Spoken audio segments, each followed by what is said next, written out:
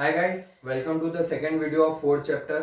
अपन ने इसके पहले इंट्रोडक्शन देख लिया था कि यार सर्विस क्या होती है, उसके फीचर्स क्या होते हैं और कितनी टाइप की सर्विस होती है। अब अपन चालू कर रहे हैं बिजनेस सर्विस, जो है जो चैप्टर का नाम है। उसके कितनी मेन जो बिजनेस सर्विसेज थी, क्या थी पहले? बैंकिंग, इंश्योरेंस, कम्युनिकेशन, है ना, ट्रांसपोर्ट, ये सब जो मेन सर्विस है ना, अब उनके बारे में अपन पूरा डिटेल में पढ़ेंगे। सबसे पहले कौन सी सर्विस है? अपनी बैंकिंग सर्विस, है ना। बैंकिंग सर्विस क्या करती है, इनका काम क्या होता है?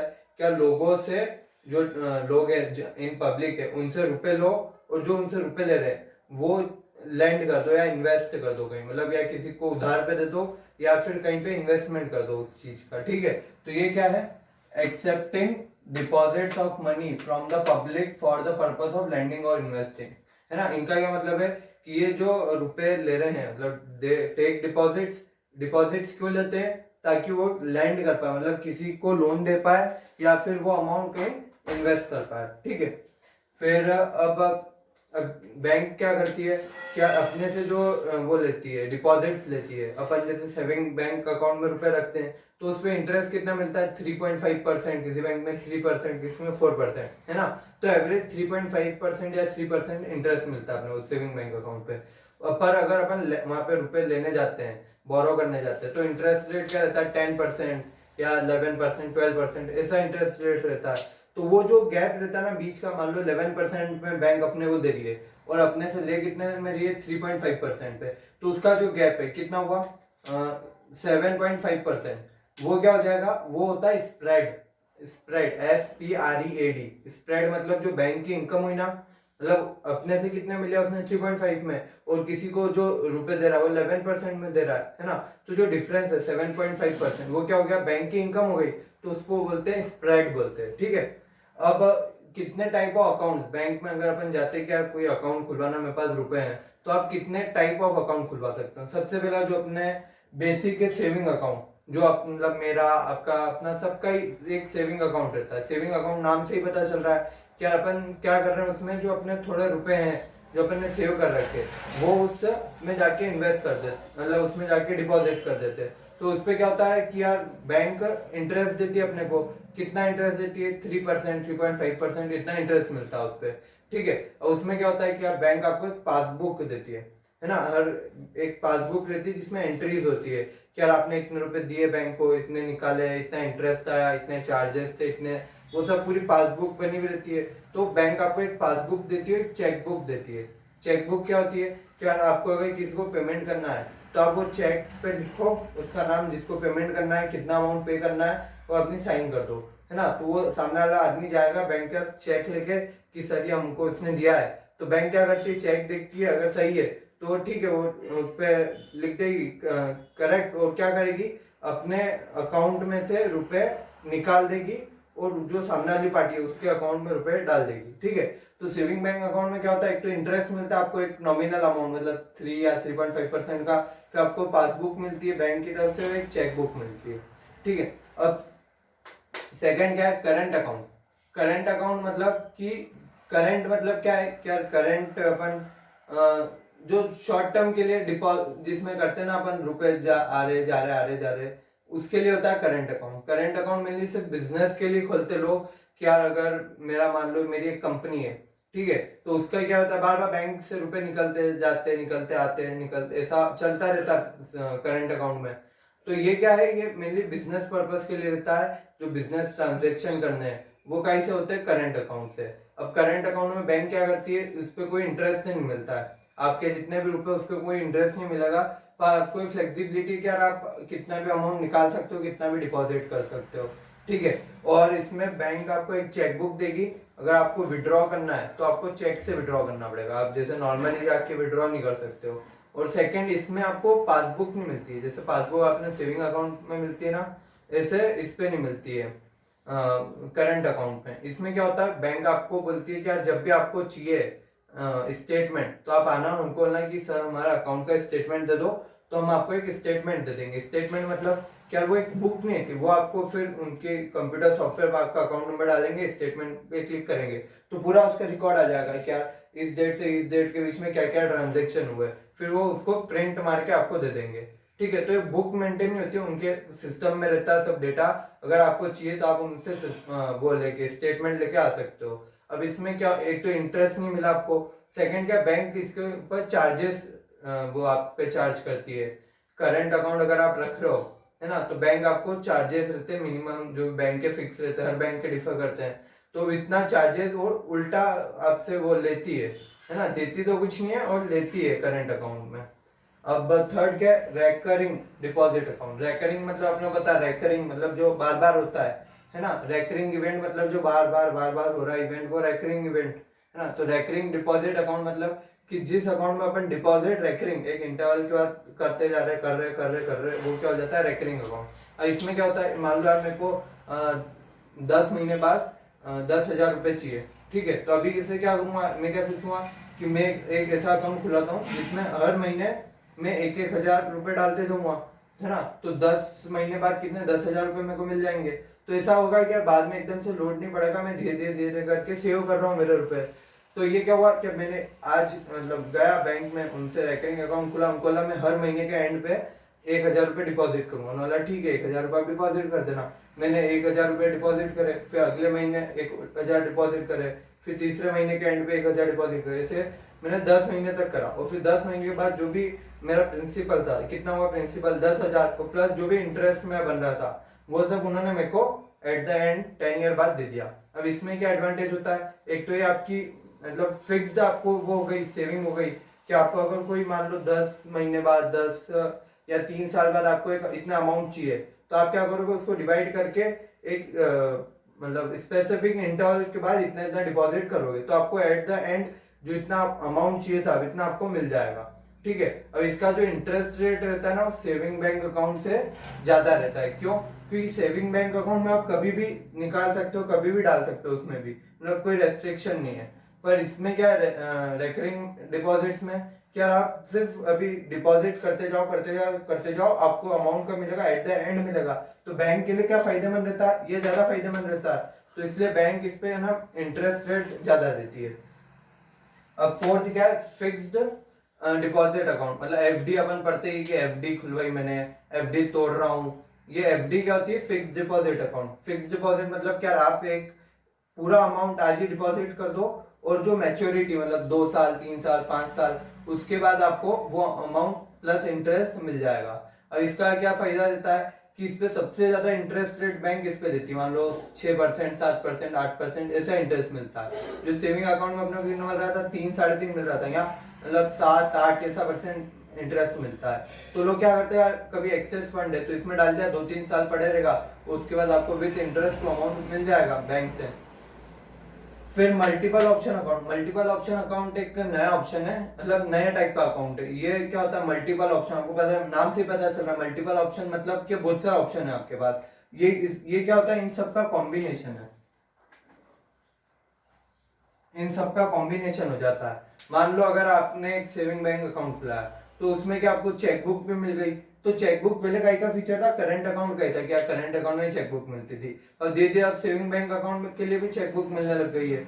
और उसमें अपन ने बैंक वालों से बात करी है कि सर हमारा सेविंग अकाउंट है ना, और करंट अकाउंट ने चेक फैसिलिटीज भी दे दी हमको, और नेट बैंकिंग ये फैसिलिटी भी दे दी।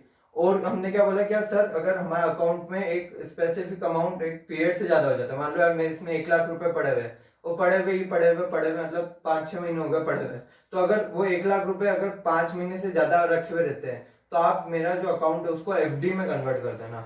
एफडी मतलब क्या, फिक्स डिपॉजिट अकाउंट पे आपने कन्वर्ट कर दिया, तो अब मेरे को इंटरेस्ट जो मिलेगा वो ज्यादा मिलेगा, ठीक है। तो इससे क्या हुआ है कि यार मेरे को बहुत सारा एडवांटेज मिल गया इस अकाउंट के। अब इंपॉर्टेंट सर्विसेज बाय बैंक। अब बैंक क्या क्या सर्विस प्रोवाइड करती है, एक तो अपन ने क्या पढ़ा कि यार कितने टाइप ऑफ अकाउंट अपन खुलवा सकते हैं बैंक के अंदर।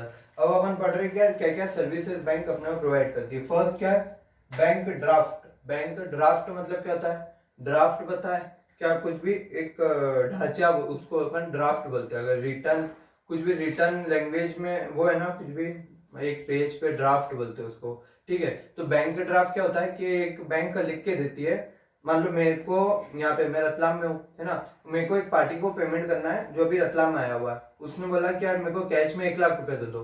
तो अगर मैं उसको कैश में 1,00,000 रुपए दूंगा तो उससे क्या होगा, क्या उस पर रिस्क रहेगी, क्या रास्ते में कोई चोरी हो गई या ऐसा कुछ हो गया तो क्या करेगा वो। तो उसने बोला सर एक काम करो आप तो ड्राफ्ट दे दो। तो ड्राफ्ट में क्या होगा, क्या मैं बैंक के पास जाऊंगा, बैंक को 1 लाख रुपए दूंगा, मतलब बैंक ये 1 लाख रुपए लो है ना, और आप मेरे को एक ड्राफ्ट दे दो 1 लाख रुपए का।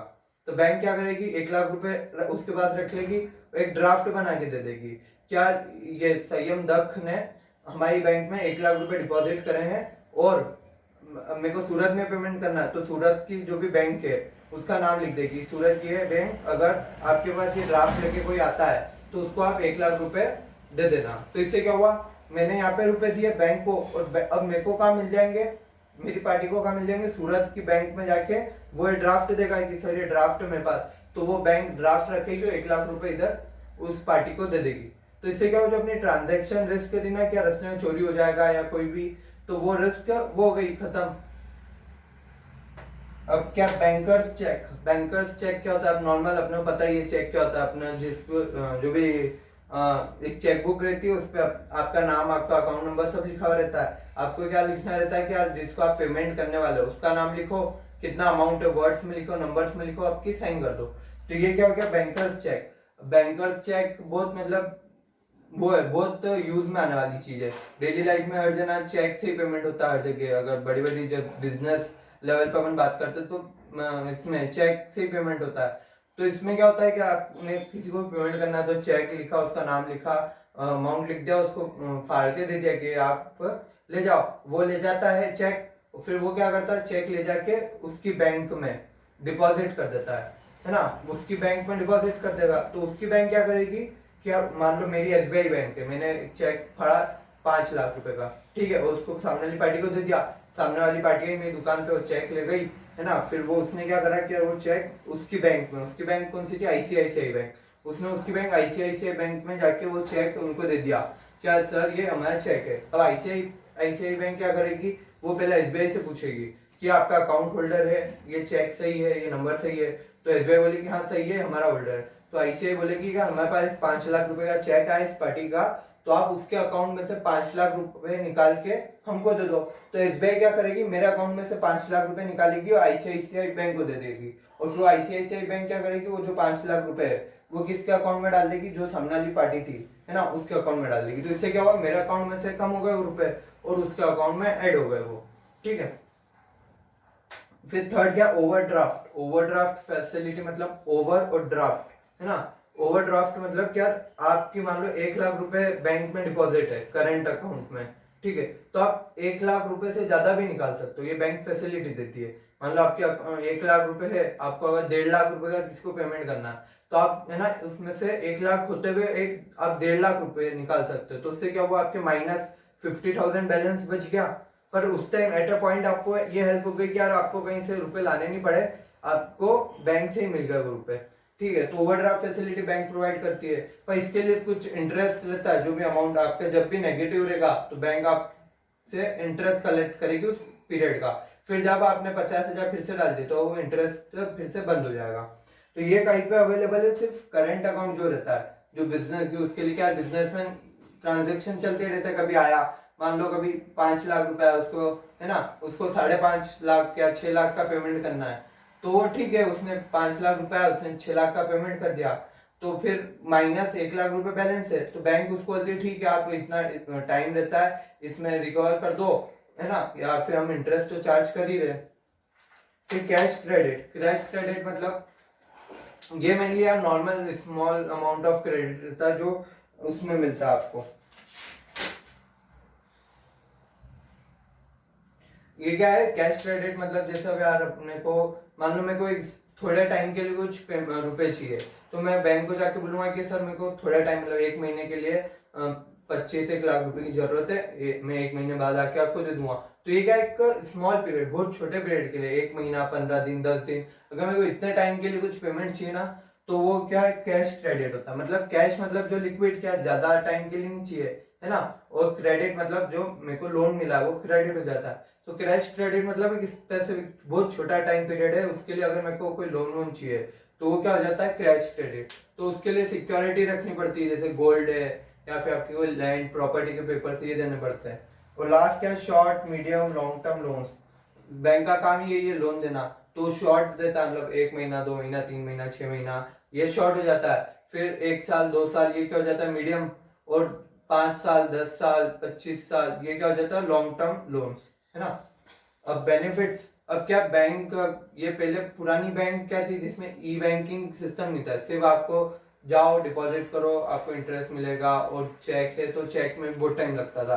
तो अब क्या हुआ, ई बैंकिंग आई ना, जब से ई बैंकिंग मतलब इलेक्ट्रॉनिक बैंकिंग, मतलब जब से बैंक ने इलेक्ट्रॉनिक सिस्टम मतलब कंप्यूटर इंटरनेट इनका यूज चालू करा, तो उससे क्या क्या बेनिफिट हुए कस्टमर को।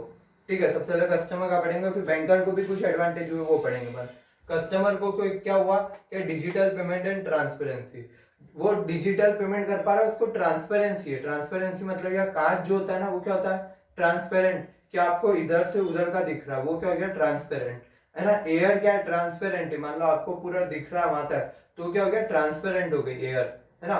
तो वो क्या हो रहा है, ट्रांसपेरेंसी मेंटेन रहती है, क्या आपको क्लियर, आपको अगर कभी भी देखना हो आपके अकाउंट का बैलेंस, मोबाइल खुला आपका अकाउंट, अगर ऑनलाइन बैंकिंग है उस पर पासवर्ड डाला, आईडी डाली और लॉगिन कर लिया, उससे क्या दिख जाता है क्या आपकी क्या बैलेंस है, क्या क्या ट्रांजेक्शन हुए हैं, है ना।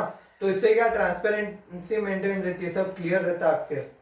फिर 24/7 सर्विस, मतलब ये हमेशा चालू रहती है, कभी भी बंद नहीं होती है ना। बैंक की लिमिटेशन क्या है, क्या सुबह वो 10-11 बजे चालू होगी, बीच में ब्रेक लेगी आधे घंटे का, फिर 4 बजे बंद भी हो जाएगी, है ना। तो वो डिसएडवांटेज ही आपको उस पीरियड में जाके वो सर्विस लेनी पड़ती थी। तो अब क्या हुआ, ई बैंकिंग आने से 24/7, मतलब कभी भी आप जाके, मतलब जाना तो है ही नहीं, कभी भी ई बैंकिंग यूज कर सकते हो, आपको किसी को भी पेमेंट करना है कभी भी करो, उससे कोई बैंक बंद हो खुली हो उससे कोई फर्क नहीं पड़ता।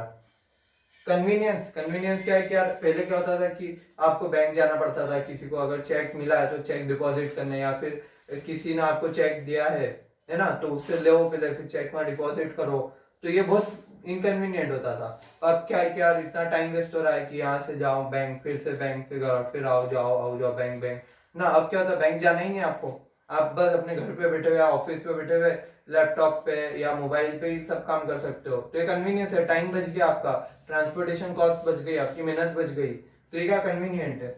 फाइनेंशियल डिसिप्लिन मतलब, फाइनेंशियल डिसिप्लिन मतलब क्या, इसमें आपको पूरा रिकॉर्ड रहता है कि मेरे पास ये खर्चा हुआ है, वो सब रिकॉर्ड मेंटेन हो जाता है उसमें, कि आपने कहीं भी पेमेंट करा है तो रिकॉर्ड हो गया इतना खर्चा हुआ, है ना। फिर कुछ भी आया तो रिकॉर्ड हो जाता है, तो उससे क्या फाइनेंशियल डिसिप्लिन बना रहता है कि आपके पास रिकॉर्ड रहता है हर बार की कहाँ पेमेंट गया है और क्या बैलेंस है पर डे। अनलिमिटेड एक्सेस, आपको कोई मतलब वो नहीं है लिमिटेशन कि यार इतनी बार यूज कर सकते हो, या जब मतलब टाइम लिमिटेशन कुछ नहीं है, जब इच्छा हो तब यूज करो, जितना पेमेंट करना हो करो, वो सब अलाउड है।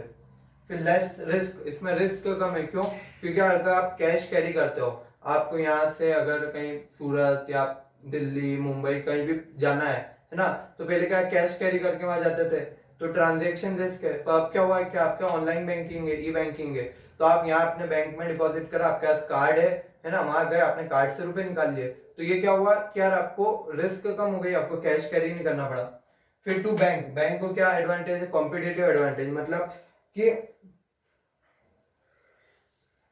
कॉम्पिटेटिव एडवांटेज मतलब क्या, बहुत सारी बैंक है जो, जिस बैंक ने अब ई बैंकिंग यूज मतलब अडॉप्ट नहीं करी तो वो पीछे रह गई, और जिसने ई बैंकिंग यूज कर लिया वो आगे बढ़ गई, है ना। तो कॉम्पिटिटिव एडवांटेज का हुआ क्या, जो जिन कॉम्पिटिटर्स ने ये यूज नहीं करा ई बैंकिंग वो पीछे रह गए, और जिसने पहले यूज कर लिया वो अब ग्रो कर रही है, ज्यादा अच्छे से ग्रो कर रही है।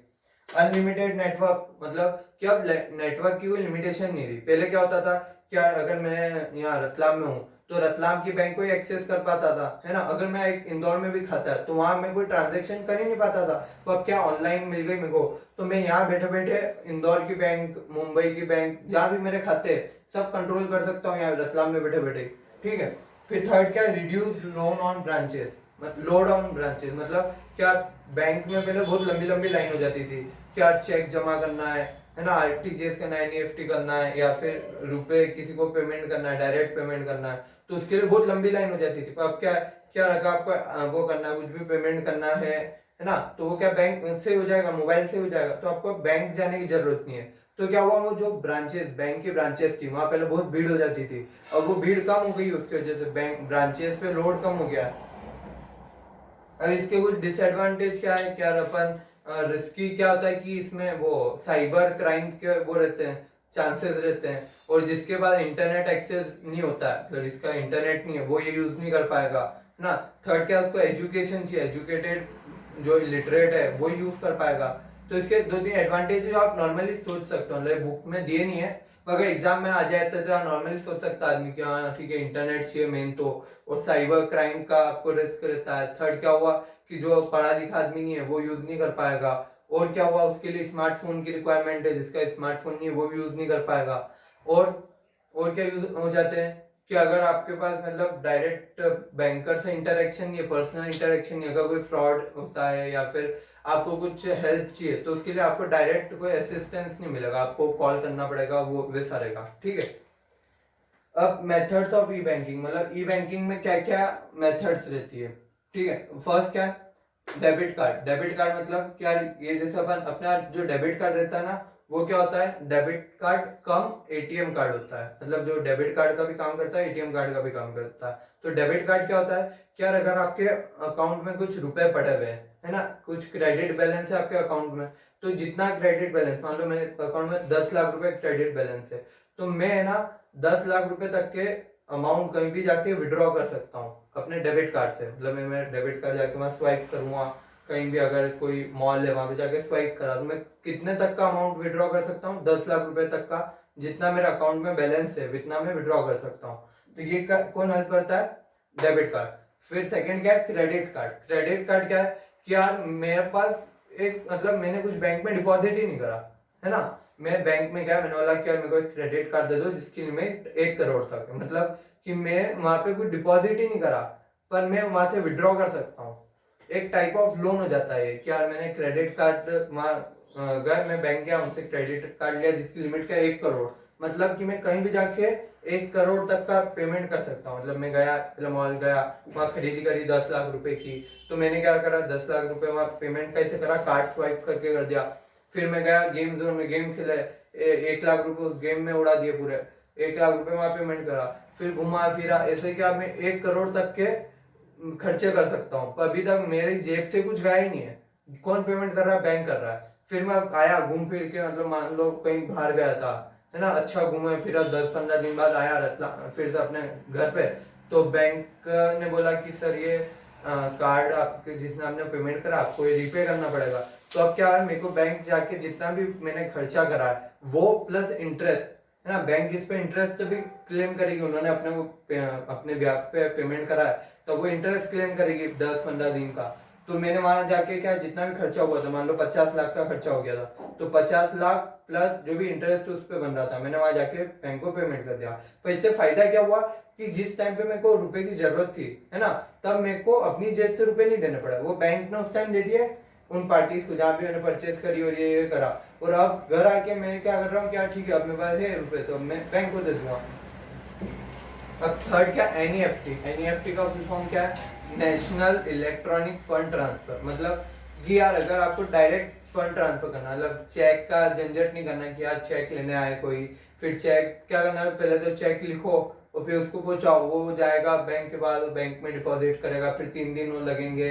बैंक अगर दूसरी बैंक है, इंट्रा बैंक है, मतलब अलग अलग बैंक है, तो उसमें 3 दिन वो लगते हैं और टाइम। तो इतना टाइम नहीं लगाना अगर आपको डायरेक्ट चाहो क्या एक ही दिन में मेरा काम हो जाए, है ना, कि आज मैं सुबह गया तो मैं वहाँ एनईएफटी बोलूंगा कि समय को एनईएफटी करना है, तो एक फॉर्म भरा, फॉर्म भर दिया, है ना, तो उसमें क्या होगा कि यार एक ही दिन में आपके पास वो पेमेंट आ जाएगा। मतलब 4 या 5 बजे कोई टाइम रहता है इसका, 1 घंटे में, उस घंटे में बैंक बैठती है, सारे एनईएफटी साथ में कर देती है। ठीक है, ये क्या, under this fund is directly transferred from one account to another. मतलब इसमें क्या होता है कि यार डायरेक्ट ट्रांसफर हो जाएगा एक अकाउंट से अनदर, कोई चेक वेक का झंझट नहीं है। Direct transfer help in reducing inconvenience of cheque drawing and deposit. मतलब कि चेक जो ड्रॉइंग चेक या डिपॉजिटिंग चेक, इसका झंझट खत्म हो जाता है, डायरेक्ट ट्रांसफर हो जाएगा, है ना। अब सेकंड टाइप क्या है, फोर्थ टाइप क्या है, आरटीजीएस। आरटीजीएस मतलब रियल टाइम ग्रॉस सेटलमेंट, है ना, रियल टाइम ग्रॉस सेटलमेंट। ये भी क्या है, ये भी क्या करता है कि डायरेक्ट ट्रांसफर करने में हेल्प करता है। It is fund transfer system in which fund is transfer from one bank to another in real time, है ना। मतलब इसमें क्या होता है कि यार एक अकाउंट से दूसरे अकाउंट में जो ट्रांसफर हो रहा है वो रियल टाइम पे हो रहा है। रियल टाइम मतलब कि यार आपने अभी फॉर्म भरा, और अभी हाथों हाथ पेमेंट हो जाएगा। पर एनईएफटी में क्या हो रहा था कि आपने मान लो अपन 11 बजे बैंक में गए, फॉर्म भरा, तो बैंक वाला क्या करता है, क्या चलो फॉर्म आपने भर दिया, रख दो, आज पेमेंट हो जाएगा। फिर दूसरा आया बंदा, उसने भी फॉर्म भरा, उसका भी रख लिया, ऐसे 25 से 50 फॉर्म आ गए बैंक के पास। ठीक है, अब बजी 3:30, अब बैंक का एक बंदा बैठा, कंप्यूटर चालू हो गया, टकाटक टकाटक टकाटक, है ना। उसने क्या करा कि एक एक करके जो भी फॉर्म आए थे एक एक करके जो भी फॉर्म आए थे ना, उसने सारे पेमेंट कर दिए। कितनी बजे? 3:30 बजे। ठीक है, तो अगर आपको मतलब 11 बजे जो आपने फॉर्म भरा, वो पेमेंट कब होगा? 3:30 या 4 बजे, जो भी रहता है टाइम। पर आरटीजीएस में क्या होगा कि वो एट ए स्पेसिफिक टाइम हो जाएगा। मतलब आपने अभी फॉर्म भरा तो हाथ आरटीजीएस हो जाएगा, है ना। मतलब अभी आपने फॉर्म भरा तो अभी हाथों हाथ बैंक उसको ट्रांसफर कर देगी। ये क्या होता है? रियल टाइम, मतलब अभी के अभी ट्रांसफर हो जाएगा। और ये क्या होता है? एनईएफटी में क्या होता है? रियल टाइम ट्रांसफर नहीं होता, और नेट टाइम होता है। मतलब क्या, अभी आप भर दो, आज थोड़ी देर बाद इस टाइम पे ट्रांसफर हो जाएगा। और इसके फीचर्स क्या है? Control by RBI. इसको कंट्रोल कौन करता है? आरबीआई, है ना। आरबीआई पूरा इसको आरटीजीएस को आरबीआई कंट्रोल करती है। इसमें क्या होता है कि बैंक के अकाउंट होते हैं आरबीआई के पास, सब बैंक के, है ना। क्या ICICI, SBI, HDFC, axis, union, है ना, इन सब के अकाउंट किसके पास रहते हैं? आरबीआई के पास रहते हैं। कुछ ना कुछ रुपए डिपॉजिट करके रखती है आरबीआई में। तो ये क्या होता है यार, बैंक ऑफ बड़ौदा है ना, और दूसरी बैंक कौन सी है मेरी? एसबीआई है। तो मैं क्या, अगर मैंने आरटीजीएस करा बैंक ऑफ बड़ौदा से कि आरटीजीएस करना है, आईसीआई एसबीआई का बंदा है, उसको आरटीजीएस करना है, तो यहाँ बैंक ऑफ बड़ौदा वाला क्या करेगा? वो आरबीआई को बताएगा कि मेरी एक पार्टी जो कस्टमर है, उसको उस अकाउंट में ट्रांसफर करना अमाउंट। ठीक है, तो आरबीआई क्या करेगा कि जो उसका उसका अकाउंट है बैंक ऑफ बड़ौदा का, बैंक ऑफ बड़ौदा के अकाउंट में से रुपए वो माइनस करके वो एसबीआई के अकाउंट में डाल देगा, है ना। तो उससे क्या हुआ कि आरबीआई के पास जो अकाउंट है बैंक ऑफ बड़ौदा और एसबीआई के, तो बैंक ऑफ बड़ौदा में से रुपए कम हो गए और एसबीआई के पास चले गए। एसबीआई फिर उस पार्टी के अकाउंट में डालेगा, और इधर जो बैंक ऑफ बड़ौदा के अकाउंट में से रुपए कम हुए, बैंक ऑफ बड़ौदा कहाँ से लेगी? वो मेरे अकाउंट में से ले लेगी। तो इससे क्या हुआ कि हाथों हाथ फटाफट वो काम हो जाता है। सेकंड क्या, minimum value of transaction 2 lakh रुपए। मतलब 2 लाख से अगर आपको ज्यादा करना है तो ही आप आरटीजीएस यूज कर सकते हो। मतलब अगर 2 लाख से कम अमाउंट का करना है तो आपको फिर एनईएफटी यूज करना पड़ेगा। फिर फाइनल एंड इरिकवरेबल, मतलब कि अगर एनईएफटी में कुछ गलती हो जाती है आपसे, है ना, कि यार मान लो अकाउंट नंबर गलत दे दिया, कि सर कुछ भी गलती हो गई, तो वो आप फिर से रिवर्स करा सकते हो बैंक से। क्यों? क्योंकि बैंक ही कंट्रोल कर रहा है उस एनईएफटी को। पर क्या ये आरटीजीएस कौन कंट्रोल कर रहा है? आरबीआई। तो अगर कुछ गलती हो भी जाती है ना आपके आरटीजीएस में, तो फिर आप वो इरिकवरेबल है, मतलब कि आप फिर से रिकवर नहीं कर सकते हो अमाउंट। वो गया तो अब गया, उसके लिए कोई बैंक भी लायबल नहीं है। आपने अलग गलत अकाउंट नंबर लिख के दे दिया तो उस गलत अकाउंट में चला गया, वो फिर से नहीं आया। RBI fix upper limit of fees, मतलब जो आरटीजीएस की फीस होती है, तो आरबीआई ने क्या एक अपर लिमिट फिक्स कर दी है कि अगर 2 लाख रुपए तक का है तो आप 200 रुपए लोगे, है ना। अगर 10 लाख रुपए है तो 1000 रुपए लोगे। तो ये क्या आरबीआई ने मैक्सिमम फिक्स कर दिए कि इससे ज्यादा फीस नहीं होनी चाहिए। अगर बैंक चाहे तो इससे कम कर सकती है, इससे ज्यादा नहीं कर सकती है। और लास्ट क्या, bank has to use core banking. एक कोर बैंकिंग सिस्टम होता है जिसमें बैंक को 11 डिजिट का कोड मिलता है ना। तो वो 11 डिजिट कोड है ना, वो हर जो बैंक आरटीजीएस कर सकती है, उसके बाद एक 11 डिजिट कोड होता है जो आरबीआई देती है, उसका क्या है, कोर बैंकिंग कोड होता है वो। फिफ्थ क्या, एटीएम, ऑटोमेटेड टेलर मशीन, है ना। टेलर क्या होता है? टेलर का मतलब होता है टेलर वाला नहीं, सिलाई वाला नहीं होता है ना। इसकी स्पेलिंग अलग है, इसकी स्पेलिंग क्या है? TELLER, है ना। ये टेलर का मतलब क्या होता है कि यार जो अपन बैंक में जाते हैं ना, तो एक बंदा बैठा रहता है जो कैश लेता है, कैश देता है ना। तो वो जो बंदा रहता है ना, उसको क्या बोलते हैं? टेलर। तो अब इन्होंने क्या करा कि जो बंदा था उसकी जगह मशीन लिया जो ऑटोमेटिकली चलती है, तो उसका नाम क्या दिया? Automated teller machine. ये क्या करती है? आपको विड्रॉ भी कर सकते हो आप एटीएम से, उसको डिपॉजिट भी कर सकते हो अगर आपको डिपॉजिट करना है। तो उन्होंने वो टेलर, उस आदमी की जगह एक मशीन को लिया जो ऑटोमेटिकली वर्क करती है, तो ऑटोमेटिक टेलर मशीन। ठीक है। और सिक्स्थ क्या है? ई कैश और डिजिटल कैश। मतलब जैसे अभी अपन सब ये यूज करते हैं, जीपे है, पेटीएम है, फ्री चार्ज है और भीम यूपीआई है। ये क्या है? ई कैश हो गया, मतलब आपके मोबाइल में इलेक्ट्रॉनिक कैश हो गया कि आपके मोबाइल में कैश है, कैश वॉलेट है ना। अमेजोन पे, ये सब बहुत सारी अब तो मतलब इतनी वो खुल गई है ई वॉलेट्स, है ना। तो ई वॉलेट्स में जो भी कैश रहेगा वो क्या हो जाएगा, ई कैश। ठीक है, ये क्या हुआ, आज अपन ने पूरा बैंक कवर हो गया है कि यार बैंक में क्या होता है, बैंक क्या करती है, फिर इसके बाद अपन ने क्या पढ़ा, टाइप्स ऑफ अकाउंट्स, कितने टाइप्स ऑफ अकाउंट्स होते हैं इसके अंदर, फिर इंपॉर्टेंट सर्विस बाय बैंक कि बैंक क्या क्या इंपॉर्टेंट सर्विस प्रोवाइड करती है, फिर बेनिफिट्स ऑफ ई बैंकिंग कि यार कस्टमर को क्या फायदा होता है ई बैंकिंग का, फिर बैंक को क्या फायदा रहता है ई बैंकिंग का, फिर मेथड्स ऑफ ई बैंकिंग की ई बैंकिंग कैसे कैसे कर सकते हैं ना। सबसे पहले डेबिट कार्ड, फिर क्रेडिट कार्ड, ई मतलब इलेक्ट्रॉनिक, है ना, debit card, credit card, NEFT, RTGS और एटीएम, और लास्ट क्या था, ई कैश या डिजिटल कैश, है ना। ये बैंक हो गया। अब कल अपन इंश्योरेंस, इंश्योरेंस मतलब बहुत जोरदार, आप इंश्योरेंस पढ़ोगे ना आपका दिमाग खुल जाएगा कि इतना कंसेप्ट है उसमें, इतना जोरदार कंसेप्ट है, मजा आ जाते हो पढ़ने में, है ना। कल अपन वो पढ़ेंगे, ठीक है, थैंक यू।